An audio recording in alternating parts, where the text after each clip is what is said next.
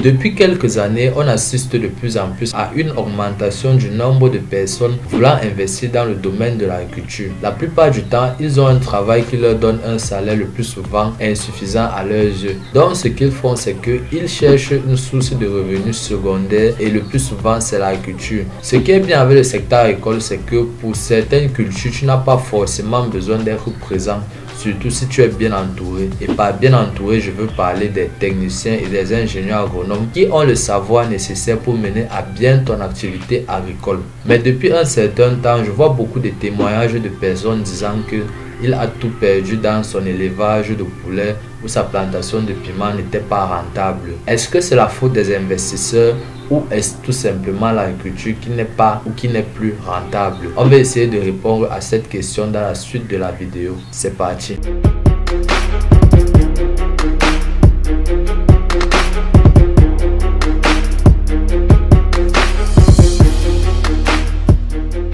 Numéro 1. Pourquoi tu échoues en agriculture? Contrairement à ce que beaucoup de gens pensent, investir en agriculture n'est pas aussi simple. Beaucoup pensent que c'est lorsque tu investis beaucoup d'argent que tu auras aussi un bon retour sur investissement. Or, il n'en est rien. Il peut arriver des fois qu'en investissant beaucoup, que tu perds aussi beaucoup d'argent. Oui, ça arrive.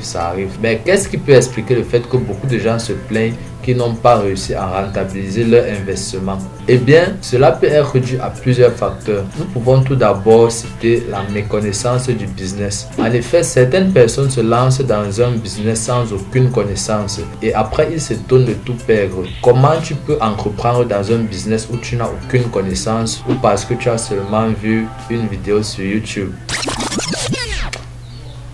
Ben, ce que je veux dire par là, c'est que tu ne peux pas commencer à te lancer dans l'agriculture sans avoir la moindre formation dans le domaine quand même. Ce n'est pas logique. Un autre point très important, c'est une mauvaise étude du marché. Il peut arriver que sur le plan technique, tout fonctionne bien parfaitement, mais au niveau des affaires, tu vends difficilement tes produits.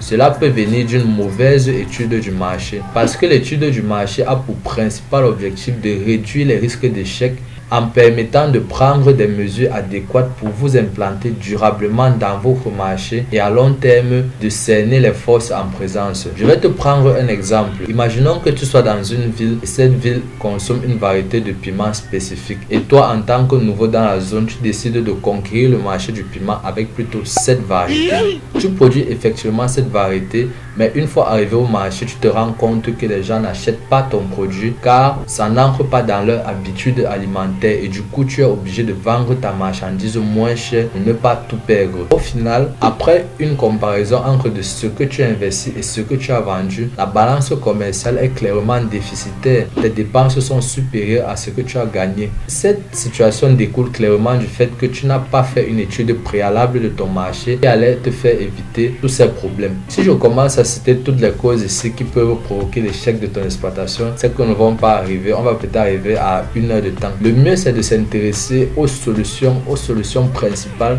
que tu peux adopter pour réussir dans ton exploitation agricole. Ce que nous allons voir dans la deuxième partie de cette vidéo.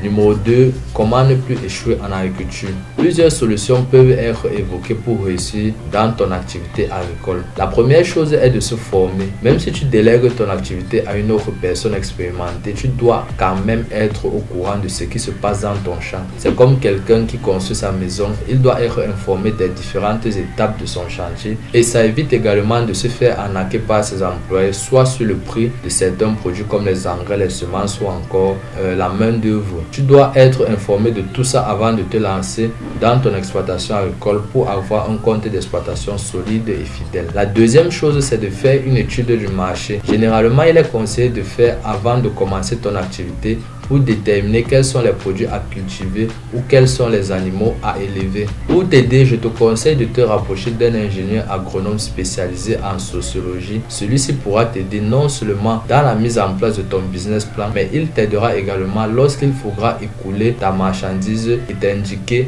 les points susceptibles d'écouler rapidement ton produit. Comme tu as pu le remarquer dans cette vidéo, toutes les solutions que je préconise sont prises en fonction des personnes qualifiées dans le domaine de l'agriculture. En tant que débutant, tu ne peux pas te lancer seul en espérant des résultats probants. Si cette vidéo t'a été utile, fais-le moi savoir en commentaire et n'hésite pas à liker la vidéo et à t'abonner. T'es Afana Darius de la chaîne AgriBA et je te dis à la prochaine.